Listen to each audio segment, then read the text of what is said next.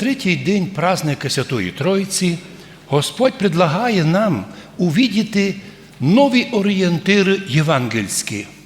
Якщо через пророка Мойсея Бог дав 10 заповідей, так називаємих заповідей Божих, часто їх називають заповіді Мойсея або дані через Мойсея, в котрих було чітко сказано, що значить бути віруючим і основання релігіозності. 10 заповідей Мойсеєвих були дані на 2 скрижалях. На одному каменеві було 6, на другому 4 заповіді. Одні були общечеловеческие, а другі конкретно у личній житті. Но сьогодні Господь в Євангелії відкриває перед нами нове призвання, нові орієнтири духовні, новозавітні. По Ісусі, читаємо в Євангелії, пішли народи многі із Галилеї, із 10 градів, з Єрусалима, із Іудеї, із другого полу Йордана, з другої сторони. Ісус, узрівши народи, зайшов на гору і сів, і к нему приступили ученики Його. І Він відкрив уста свої, по-слав'янськи отверз уста свої, почав їх учити глаголя так. Блаженні нищії духом, як отехи Царствіє Небесноє. Блаженні то ті, котрі осознали нищету, бідноту духовну, котрі порозуміли, що без Бога невозможно піднятися, що без Бога не можна стати на ноги, без духовного осознання своєї нищети, своєї зачастую безпомощності без Бога, без того невозможно получити від Бога милость і войти в число блаженних, благих ізбраних.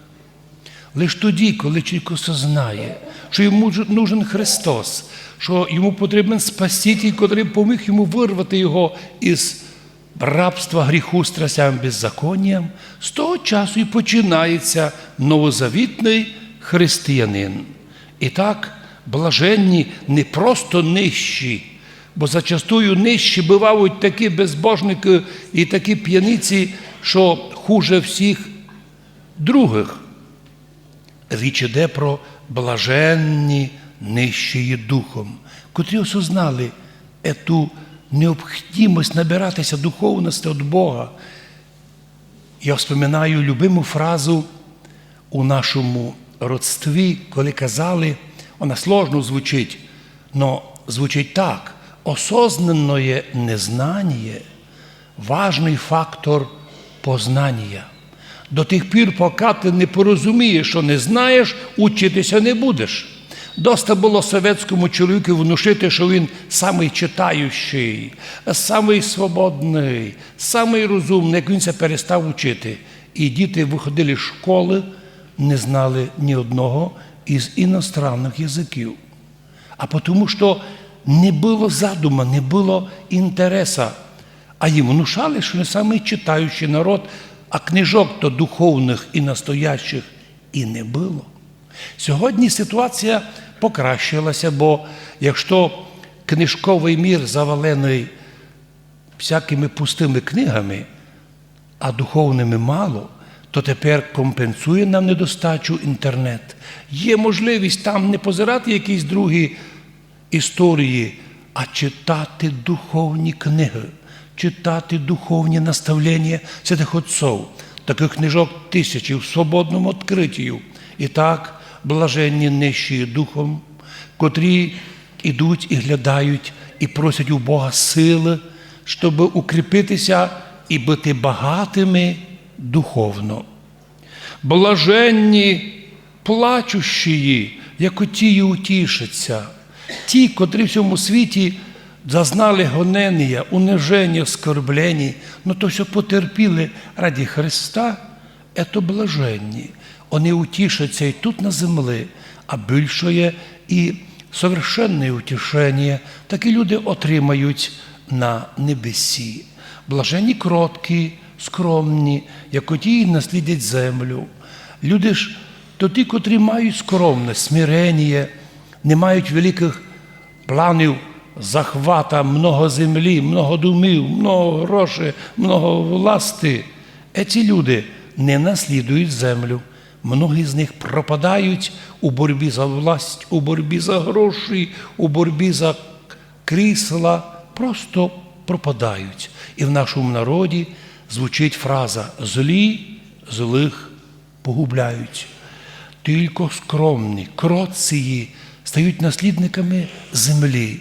І в многих містах ми бачили, як фамілії, котрі ходили до церкви, остаються діти, внуки і правнуки, і до всіх родів далеких. У сім'ях, родинах безбожників дуже скоро род іскореняється. Вони не наслідують ні землю, туй, ні царство на небесіх. Блаженні кроткі, лиш ті наслідять землю. Блаженні алчущі і жаждущі правди, бо ті наситяться. Ті люди, котрі голодні, жаждущі правди. Вони хочуть жити по правді, вони хочуть чути правду, жити по правді. Такі люди наситяться правдою, Бог їм це подарує. Є друга половина людей, котрі ненавидять правду, пропагандують неправду, котрі не терплять і одно слово чути правди. І такі люди нині теж є. Уже нині, особливо в останні років 8-10, коли проти людей була піднята велика інформаційна війна по телевізору, десятки мільйонів наповал убиті. Наповал убиті втратили орієнтири, не способні слухати добро, правду. Вони жаждуть чути неправду, вони ся купають у неправді, вони ся радують, коли їх обмануть, коли їх обберуть, коли їх ограблять. Це особливо страшний стан. Такі люди не глядають правди, їм не треба канонічну церкву, їм секта, унія і прочі, любое, лише не йти до тої церкви, де треба ся сповідати, де треба пост держати, де треба смирення проявити перед Богом. Тому іменно сьогодні актуально звучать слова євангельських блаженств. Блаженні, алчущі, буквально голодні і жаждущі правди, ті наситяться. Бог подарує кожному чоловіку знати правду, якщо ти хочеш її знати.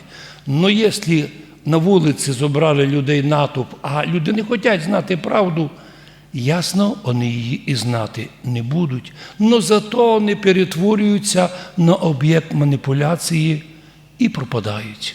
Вони тратять путь Христов, і їх підхватують люба із сект, котра прийде на милость, на тот путь. Блаженні милостиві, каже Господь, як ті помиловані будуть. Тут не треба много толкувань. Всі, хто проявив милость, хто був милосердний до другого, до брата, до сестри, до родича, до колеги, до іностранців, до іновірців, в будь-якому случаю, проявивши милость, ти получаєш по євангельському, по біблейському право сам на милость. Бог тебе буде милувати. Да, наламав із дров, наробив із гріхів, но ти однажды скажеш: Господи, каюся, прости мене. І Господь за те, що ти тоді помилував другого свого слугу, брата, друга, Бог помилує і тебе. Блаженні милостиві, бо такі будуть помиловані. Блаженні чисті серцем, лиш такі узрять Бога. От що треба мати, щоб увидіти Бога. Не інститут атеїзма, котрий ізучав Біблію та глядав протиріччя у Біблії, або якісь там мнення различних околоцерковних і антицерковних мудреців і філософів. А чистое серце треба мати, щоб увидіти Бога. Тільки чисті серцем Бога узрять. Грішник і беззаконник, особо опасний клеветник і жорстокий чоловік. Тот, котрий ступив на путь злочина і садизма, ненависті, котрий не розкаяний в своїх гріхах і поступках, становиться сліпим. Його не треба вести на атеїстичні курси. Йому не треба читати атеїстичні лекції. Він уже сліпий. Він уже атеїст, буквально без Бога, безбожник. Но тільки ті люди, а наші люди, історія наших людей під Карпатами мають красиву історію. Люди радше дістали меншу зарплату, або були взагалі з роботи ізнані при Совєтському Союзові, но сталися віруючі і з чистим серцем. Нині всі ті люди на місці, в селах, діти їх, і внуки, і правнуки. Ті, котрі загрузили своє серце, не розкаялися, так і пропали, так і спарилися в цьому світі, а і в тому світі їх ніяка награда не чекає. Блаженні миротворці, бо лиш то ті синами Божими назвуться. Вот, щоб назватися Сином Божим по благодаті, що треба? Бути миротворцем. Любий конфлікт, люба війна, любое противостояння сатаною організовується, і не важно, хто кого б'є, наші, це наші, чужі, наших, не важно, кого б'є.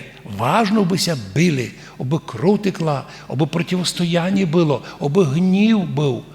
Це робота дьявола. Якими руками це робити? Неважно. Дьявол знайде своїх послідовників, котрі б іменно його волю проявляли, але той, хто знайдеться способним умиротворити, змирити сусідів, змирити дітей, змирити жителів села, змирити жителів регіонів, є миротворець. А за таки Господь каже, блаженні миротворці, бо такі синами Божими назвуться і такі наслідують Царство Божє.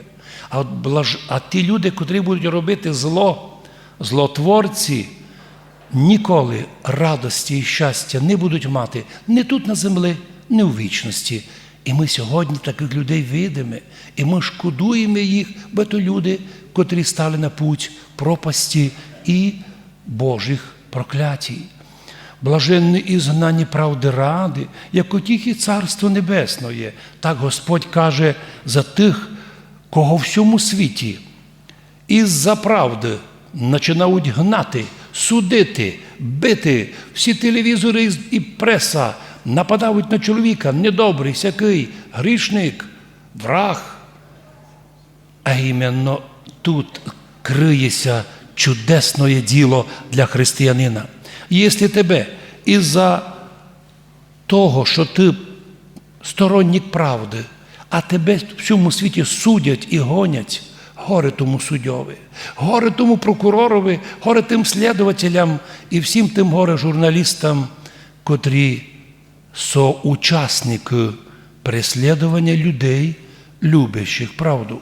Ніколи ні вони, ні їх діти, ні внуки ніколи Царства Божого не наслідують. А от блаженні і знані правди ради, тих є Царство Божє. Блаженні є те, коли будуть вас поносити, каже Ісус, гняти вас будуть і зрекуть всякі слова злі на вас лжуще, в ложі, обмані, із-за мене Христа. За те, що ви в канонічній церкві, де буквально свіжі события піврічної давності, навіть рік можеш видіти, скільки на канонічну церкву було лжи і обмана. Недобра церква, всяка така, недобре ся молять. І як будто би всі злі сили зговорилися. Но ті, хто потерпіли ето, оказалися блаженними у Бога, благими нагородженими радостями духовною, бо вони видержали, не купилися на примітивні приманки, що робилося і говорилося в телевізорі і великими людьми. Це було настільки пустоє, настільки ненаучне, настільки не юридичне, незаконне, нечоловічне, що прості люди і малі діти це зразу впознавали.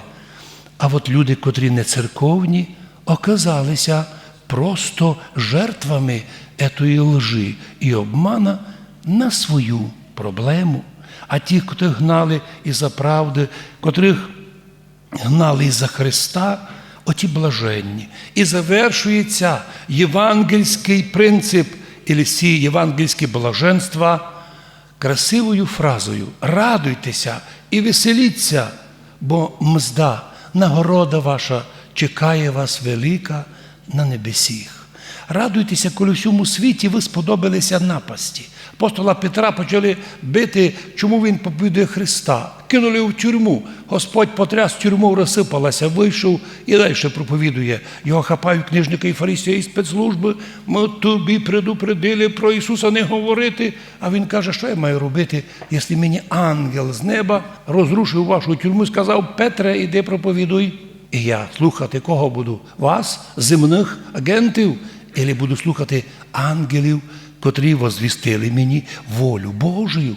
Я іду проповідувати Христа Ісуса. І наконець нинішнє Євангеліє завершується іще красивими словами. Так і зганяли пророків, і зганяли святих людей, нових християни у любое врем'я, у любі віка, соль для землі. А що сіль ослабне, по-слов'янськи обуяє, перестане бути солена, то чим осолиться цей світ? Чим осолиться ті продукти, котрі без солі портяться? Таку сіль лиш викидують, і вона лиш уже під ногами попираємо людьми.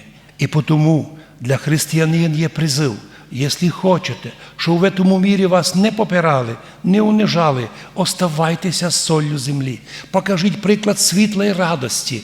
Покажіть приклад, що ви воістину там, де християни побили, осолили ситуацію, там процеси розложення останавливаються, там війна закінчується, там конфлікт прекращається, там гнів пропадає.